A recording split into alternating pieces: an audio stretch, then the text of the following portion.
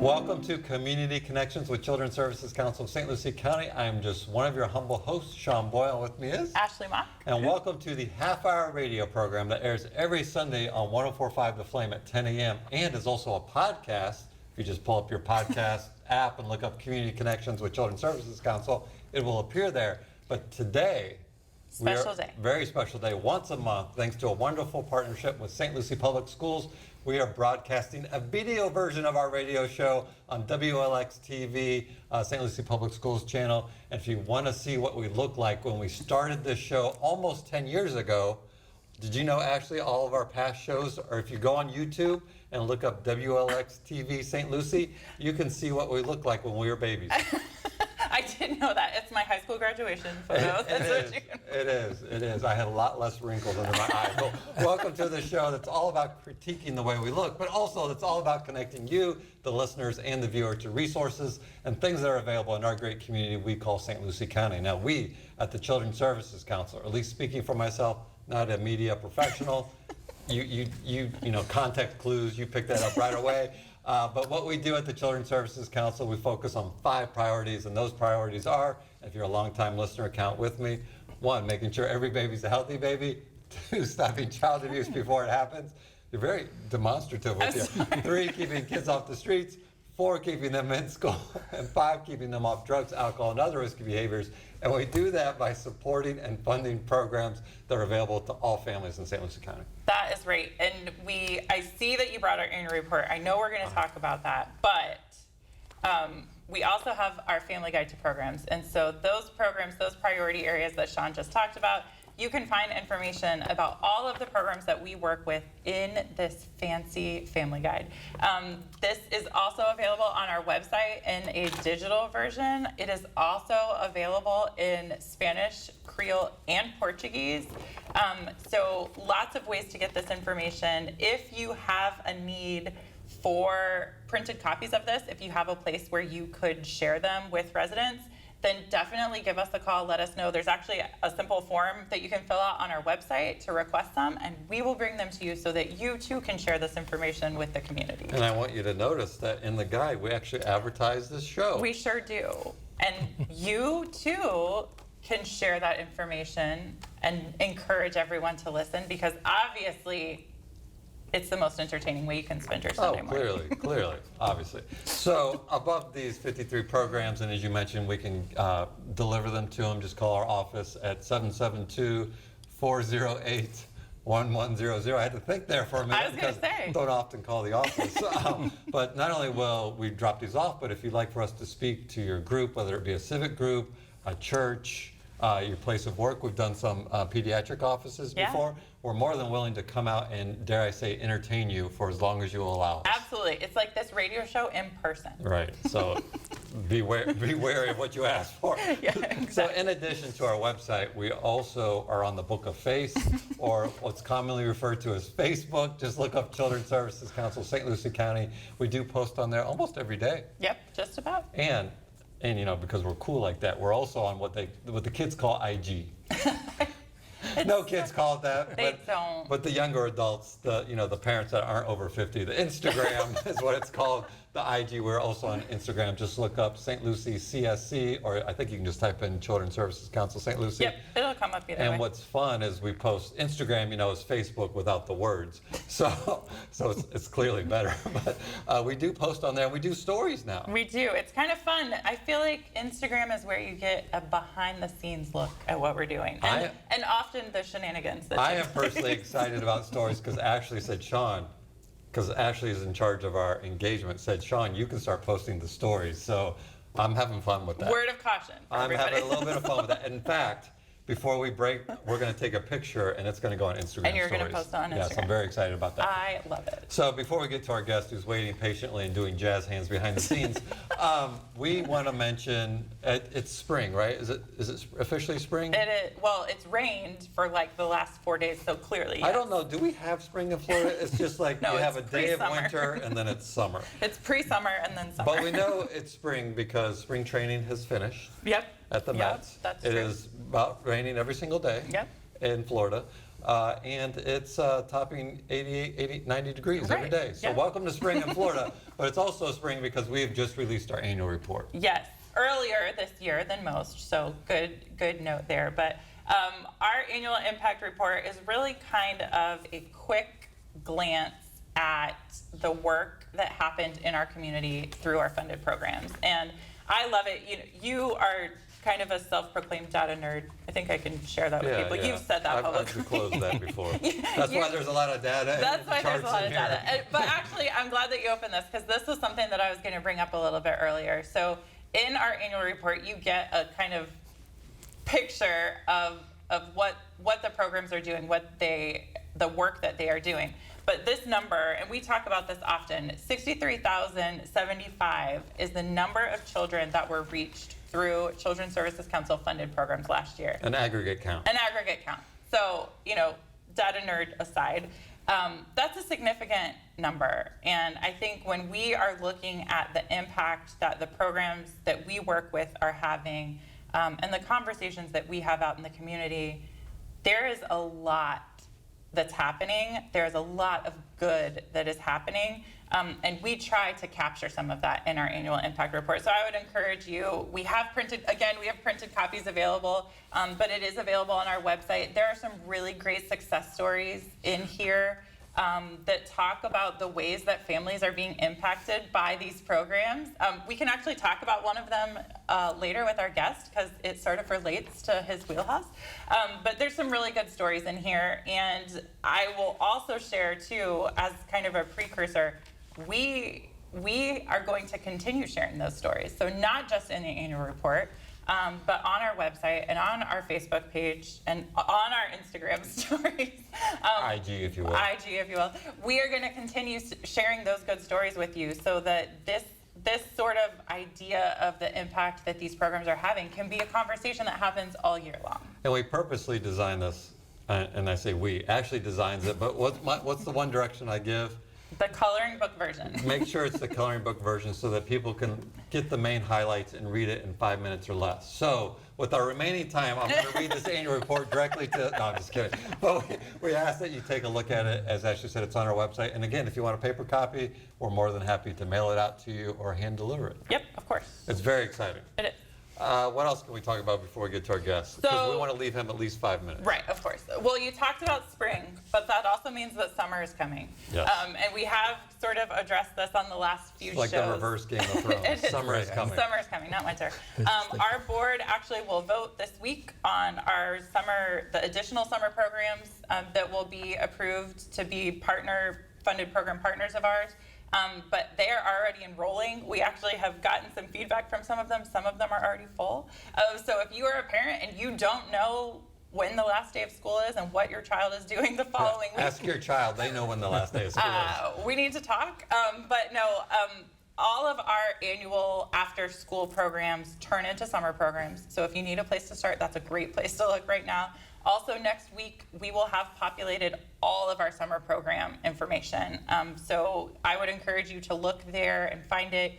We through our partnership with these programs, we ensure that there is a learning component, that they are having fun, that it is a safe and affordable place for your kids to go. So In that reverse order. yeah. Affordable, fun learning. Right. All of those things. They sneak the learning in. Don't tell the kids that part. But, we are proud of the network of programs that we have put together, and we know that they are doing really great things. There are some awesome things happening for teens this year, which is always a difficult population during the summer.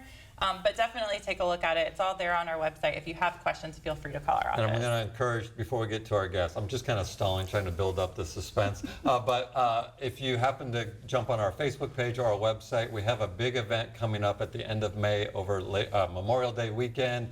It involves free baseball tickets for kids on Saturday, May 27th, a ticket for their parent or guardian. Lots of vendors will be there from both the chamber and our funded program, so you can learn about the resources in the community.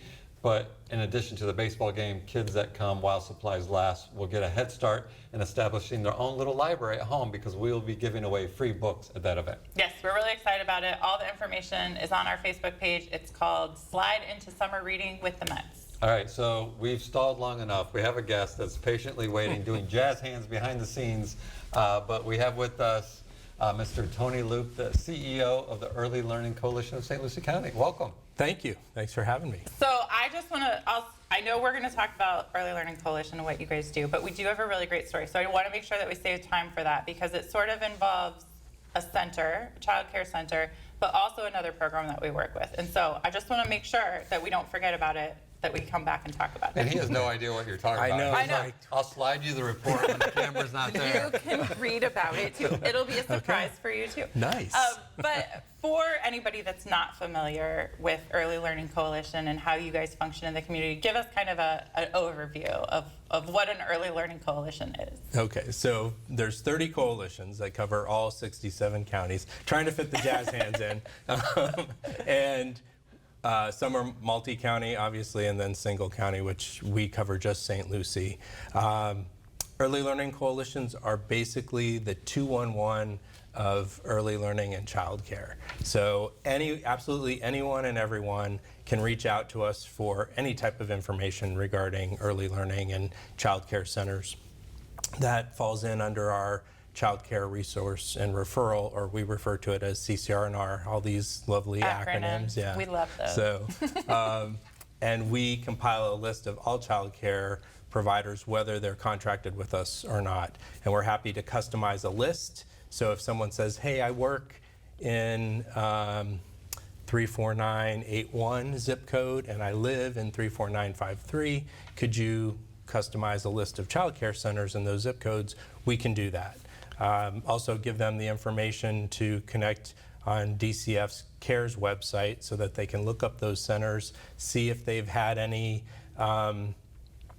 inspections that have created any violations or anything of that nature, and really give them a checklist and an understanding of how to choose a child care center that's right for their child. So I know you're going to talk about the subsidized part of it, but I think it's important that we just stop right here. If anybody's looking for childcare, and the age range for childcare is? We cover from birth all the way to age 13. All right, and you call, and I hope I'm going to get this number right, because one of the few ones I have memorized, 772-595-6424.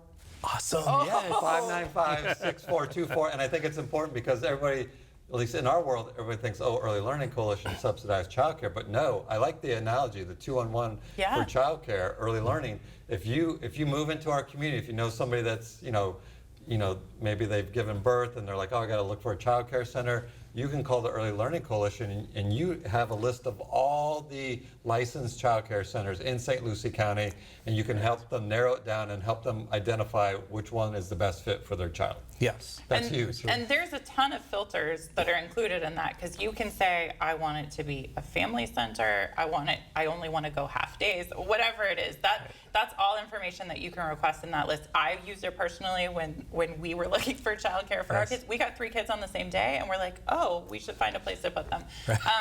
So that it really is a helpful tool, and your staff and your team is so knowledgeable about sharing that information. I love the idea, and we were actually just talking about this, that checklist of what to look for when you're looking for a child care. Like a filter, because it's personal, right? It's someone that's taking care of your child for a majority of the day, and so it is a personal choice for people, and I think that that's helpful to give them some parameters of things that maybe they weren't thinking about. Exactly. So none of us, when we become parents, none of us get a manual, right, to read and understand. So it's really about the parents' feeling when they walk into the center. Is it warm, inviting? Do they feel that their child is going to flourish in the environment? And, and I think everybody's like, oh, of course I need childcare because I have to work and I have, I can't leave my 2-year-old home alone. I mean, you can, but no, you'll go to jail and everything. Please don't do that. But no, you have to have. But can you talk to us the importance of making sure that it's not just anywhere; it needs to be quality, and why it's, people think, oh, well, my child doesn't go to school until they're, 6, 7, 8. But all those foundations are laid even before they step foot into a public school. Exactly. So 90% of a child's brain develops in their first 5 years of life. So I just can't stress enough how important those first 5 years are. And as Ashley mentioned earlier, that the summer programs, they sneak learning in there. It's really for birth to 5, it's about play. And with play is how they learn. So you could walk into a center, into the infant or toddler room, and you may think, oh, they're just playing. But That's how they learn. play Yep. is exactly how they develop their cognitive skill. All of those dimensions that need to be formulated it all happens in that birth to 5 segment. So Sean sort of mentioned it. There is a subsidized piece that you guys participate in that functions really to help support working families. So Correct, yes. for anybody that's listening who's like, I've heard of Early Learning Coalition before, they told me to call them and see if I could get money or Right. whatever that works. Yeah. Talk to us about how that process works, because I think for some people, that's really what their understanding is. Right, yeah. Right. So that's our main program, the school readiness program, is subsidized childcare. And parents have to qualify for it. So they have to be working at least 20 hours to qualify for part-time care. And I should say working and or going to school. So if they're going to college, taking classes, we can look at the hours of the actual classes and we can build in study time. With work, we're allowed to build in some travel time. So maybe somebody's working only 18 hours and they think, oh, I'm not going to qualify. But if it takes them a half hour to get to work and a half hour back, that's an extra hour per day we can add on to that. So there's ways we can help families get to that qualification level with the number of hours and even with the full-time hour requirement as well. So don't assume that you don't qualify. Exactly. Please call and find out. Yes. Call, by the way, 595-6424. Did Right. you know that you created a spokesperson? That's awesome. He should know the number. He's been on our board for what, about 12 to 15 And to years. be honest with you, my son, who just turned 23, okay, he just turned 23. I remember making the call and getting the packet back then for childcare when my son had to go to childcare. Yeah. So I know it's we've been around And ever that long. since then, It's I've had that crazy, number right? memorized. Yeah. That's awesome. So some of the other qualification pieces, though, are income. So to get into our main program, they have to be at 150% of the federal poverty level or lower. The only one that I have somewhat memorized is a single parent with one child. They can't make more than like $26,400. So, but don't let that stop you, because But wait, there's more. There's more. That's right. Because Children's Services Council, along with our Board of County Commissioners and United Way, have given us money for our match program, which allows us to serve families up to that 200% of the federal poverty level. But wait. You know, There's I've more. heard good things There's about that even- Children's Services Council. I don't know about They- you guys, but I hear they look out for the families in St. Lucie really County. cool people. Right. Really cool. There's more. Because of Children's Services Council, we have funding and participated in I don't know if we still call it a pilot program or not. But At what it's- point do you Right, cross yeah. that? do you- Just I think it's innovation happening here in St. Lucie County. That's That's the way I right. look Yeah. at it. So, but the one thing our residents need to know is that when this pilot was originally brought to us, it was St. Lucie County that got it off the ground. There were 4 other communities, 2 communities down south, very big, lot wealthy bigger ones, counties, yeah. yes. And St. Lucie, little St. Lucie, got it off the ground and running. So I'm extremely proud of that. And with our FATES program, which is Families Ascending to Economic Sufficiency. Us and our acronyms. I know, swear. right? yeah. But those families that might be over that 200% and no longer qualified to get in, we may be able to help them through the FATES program if they're working and wanting to improve their economic status. It's really about addressing that fiscal cliff as well, so that families, even that are in our program, when they come out, they're now immediately responsible for 100% of child care. So let's say they got a $1,000 raise at their annual wage and salary time. and now that put them over the threshold, and they lose $3,000 worth of child care benefits. Well, now they've actually gone backwards. There's no incentive. That's Right. right, exactly. And just to talk about that real quick, because that's something I know you and I believe passionately about. You know, we worked with families, and when they did like the interviews with them, those families, until a program like Fates came along, they felt stuck because they wanted to. You know, nobody wants to live below a federal poverty, 200%, because I think for a family of four, I know my family of fours, I think family of four is around $55,000. But we know from the Alice study that was done by United Way, just to pay bills in St. Louis County, a family of four needs $72,000. So there's a big gap there. And so now when you're like, okay, congratulations, you got your raise, you now make $55,100. And by the way, you now have full freight of your child care, which is going to cost you, let's say you have two kids, $6 to $7 grand. Yeah. Why did I move up? There's no Right. incentive, and we want people to move up. We want a upward trajectory. Yes. And a program like Fates and what they're proposing now with Kid Care to do the same thing based on our pilot study. I'm just saying. I think it's going to help move families out of poverty. Yeah, yep, That's definitely. tremendous. So for all of those qualifications that you just talked about, what is the best way for a family to get started? If they are in that situation, they have a child going to childcare, they just went back to school, whatever it is, what's the best way for them to get started? And what do they need to have prepared when they make that call? Yep. So they can go right to our website, which is www.elcslc.org. Again, those acronyms, Right. what are we doing If here? that went too fast, it's the acronym for Yeah, it's Early right there on Learning the screen. Coalition, St. Lucie County.org. There you go. Thank you. That's right. I got to remember radio doesn't say that on the TV. So,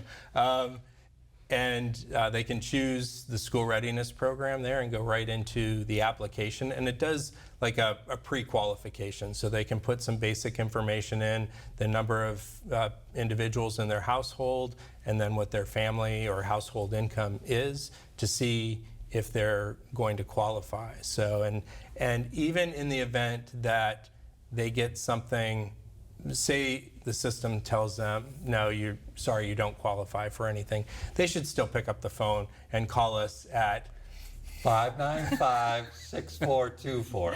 That's right. Thanks. So Sean. impressed. I know. So I'll have to just, he'll be my sidekick when I go walking around. I I'm should like, put him on "What's the that spot and number?" say, what's the number for Children's Services? 408-1100. Well done. wow, okay. Never mind. Just kidding. So if a family calls, regardless of the situation, whether they were approved online quickly or said, no thanks, whatever the response is, they can still call. And you talked about a couple of the ways that maybe there's ways to kind of work in. Right. We're going to take a look to see if there's a way that we can help. And if not, we have access to other entities in the community that we can make referrals out and give them, that contact information as well. Now, the other piece is the family portal where they would apply is actually smartphone friendly as well. So they could do it right on their phone if they don't have a computer or laptop or what have you. And there are some documents that would need to be uploaded, like their most previous 4 weeks of pay stubs, proof of address, the proof of age of the children and such. And those can all be uploaded by taking a picture on their phone and getting it uploaded or scanned in, so they don't have to worry about that. We also have portals for our clients in our office, so they can come visit us at 5000 Northwest Dunn Road.